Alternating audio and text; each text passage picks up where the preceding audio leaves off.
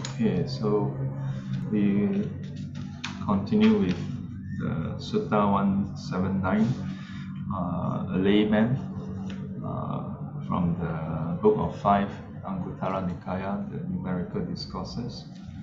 So we have gone through the 5 training and then the 4 pleasant dwelling, which is basically having the unwavering confidence in the Buddha, Dhamma, Sangha, and the training. So here, after this is the series of verses. Okay, having seen the peril in the house, one should avoid evil deeds. Having undertaken the noble Dhamma, the wise one should avoid them. To the utmost of one's ability, one should not injure living beings, one should not knowingly speak falsely, one should not take what is not given.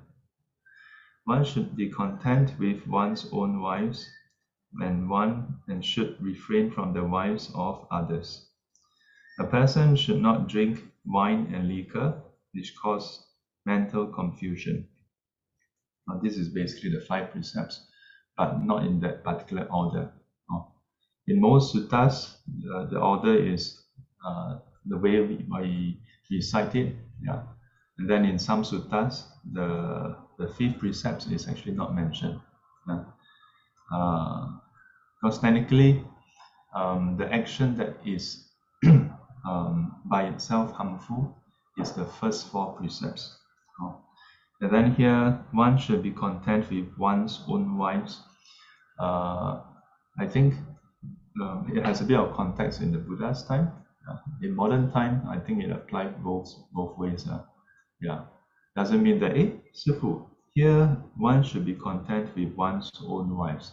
So, well, woman doesn't count. We can, I think it applies both ways. One should recollect the Buddha and ponder on the Dhamma. One should develop a benevolent mind, which leads to the world of the Devas. So this is the recollection of the Buddha, recollection on the Dhamma. Yeah.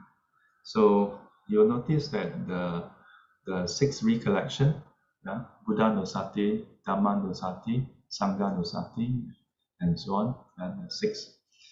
The first 4 is basically identical to the 4 faith that the noble disciple had, that enlightened one has. So when things to be given are available for one needing and wanting merit, an offering becomes vast if first given to the holy ones. Also, this is the practice of giving, in particular giving towards those who are pure and holy, those who are enlightened. I will describe the holy ones. So here, first say holy ones, then the Buddha described the holy ones. Sariputta, listen to me. Among cattle of any sort, whether black, white, red or golden, molted, uniform or pigeon-colored, the tamed bull is born, the one that can bear the load, possessing strength, advancing with good speed. They yoke the burden just to him. They are not concerned about his color. So too, among human beings, it is in any kind of birth, among Khatiyas, Brahmins, Vaisas, Sudras, Chandalas, or scavengers, among people of any sort, that a tame person of good manners is born. One firm in Dhamma, virtuous in conduct, truthful in speech, endowed with moral shame, one who has abandoned birth and death, consummate in the spiritual life, with the burden dropped, detached, who has done his task, free of taints, who has gone beyond all things of the world, and by non-clinging has reached Nibbana. An offering is truly vast when planted in that spotless field. Fools devoid of understanding, dull-witted, unlearned, do not attend on the holy ones, but give their gifts to those outside. Those, however, who attend on the holy ones, on the wise ones esteemed as sagely, and those whose faith in the fortunate one is deeply rooted and well established, go to the world of the devas, or are reborn, or are born here in a good family, advancing in successive steps. Those wise ones attain nibbana. So this ends Sutta 179. Any questions?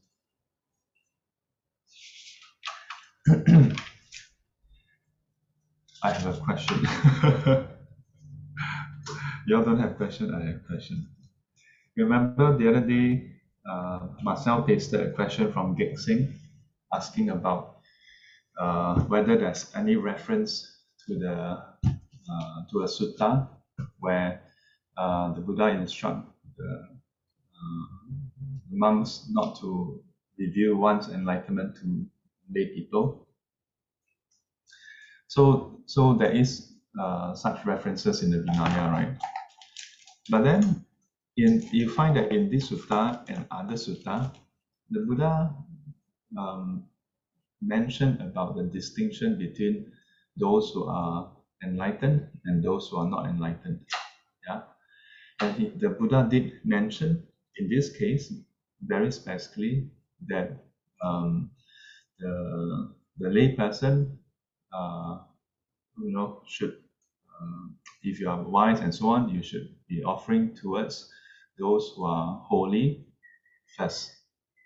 But then it gets the question, how to do that if you don't know who is the holy one, right? If we are not allowed, if the holy one are not allowed to tell you that they are the holy one, then how are you supposed to know? Yeah.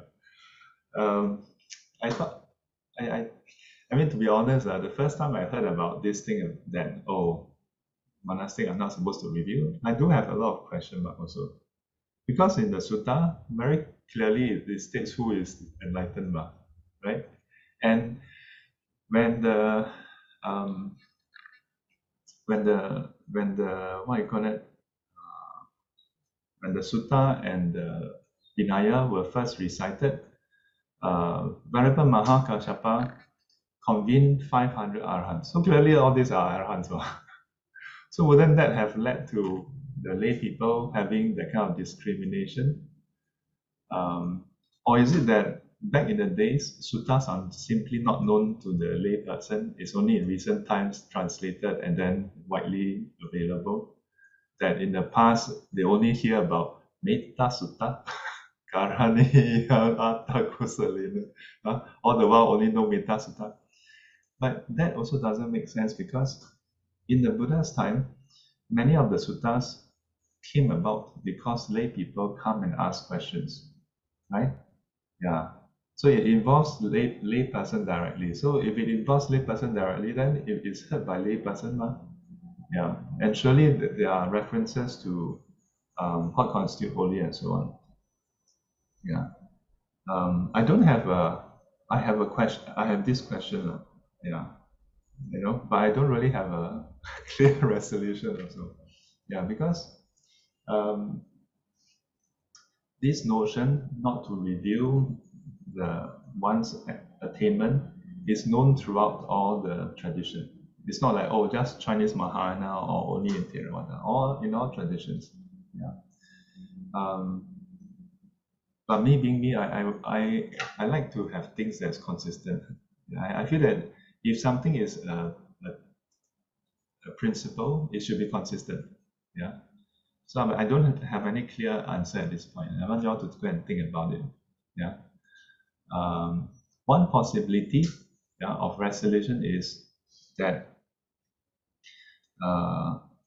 in various suttas, like in this case, right, the Buddha mentioned about those who are the Buddha's disciple, and in the previous sutta also, yeah. So then it's as a general, that means those within the Sangha, you can trust that there are those who are enlightened, but not not pointing out specifically, monk A is enlightened, monk B, no. The third monk get a C.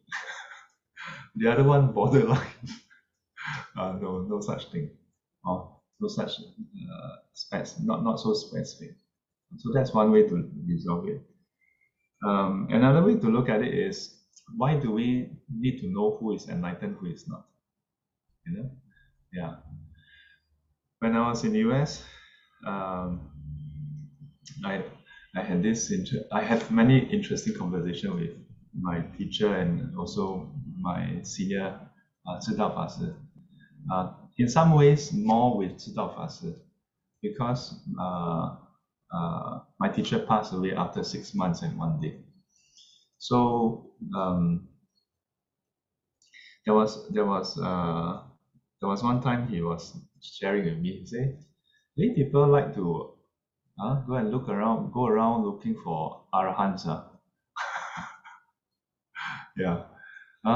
Or maybe even look for the next Buddha and things like that. Then he said, but what will arahants be teaching you? What will the next Buddha, Maitreya Buddha, be teaching you? Be teaching us? Four Noble Truth, Eightfold Path, cannot run away from this one. So you hunt high and low, hunt high and low. In the end, you are still going to get the exact same teaching that the Buddha has taught. Yeah. Of course, one could counter and argue and say, oh, but if it's Buddha or an Arahant, then they know what to teach me. Yeah. The trouble is, even if you meet a good teacher who is able to tell you exactly what you need to do, we may not do it. Yeah, we may not do it. Because cultivation is difficult.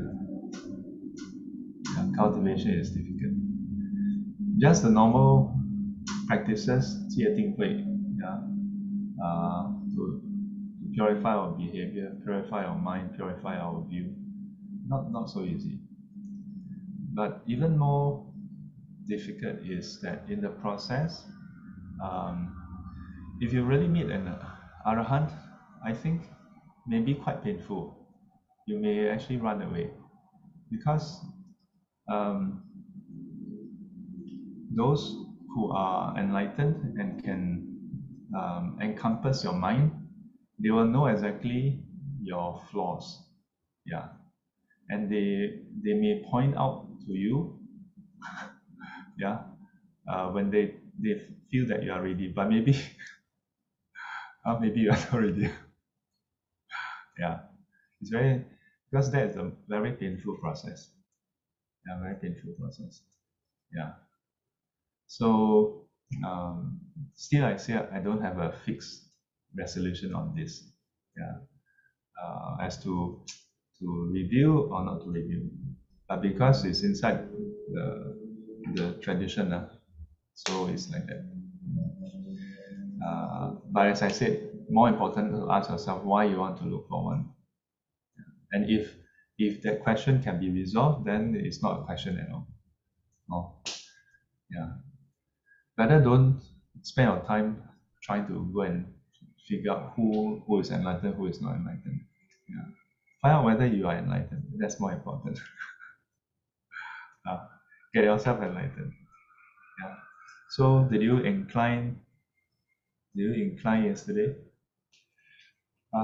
Did you incline towards Sotapanna yesterday?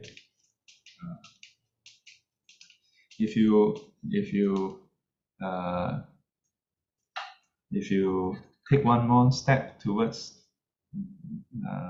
faith in the Buddha, Dharma, Sangha, and the precepts, and as a result, abstain from killing, stealing, sexual misconduct, lying, and abstain from alcohol.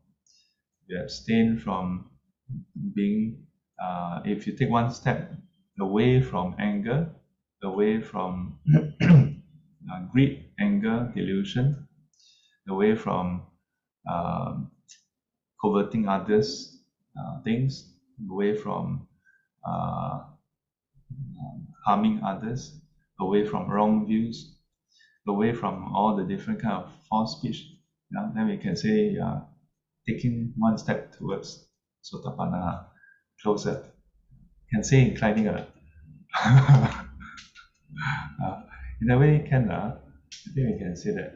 Except that our kind of inclining, today incline, tomorrow don't incline. So if you can consistently incline, then soon. Okay? 愿消三障诸烦恼，愿消三障诸烦恼，愿得智慧真明了，愿得智慧真明了，不愿罪障悉消除，不愿罪障悉消除，世世常行菩萨道。世世常行菩萨道。阿弥陀佛。阿弥陀佛。 Till we meet again, may be guided and protected by the Buddha, Dhamma, and the Sangha. Sadhu, sadhu, sadhu. And as always, 乖乖。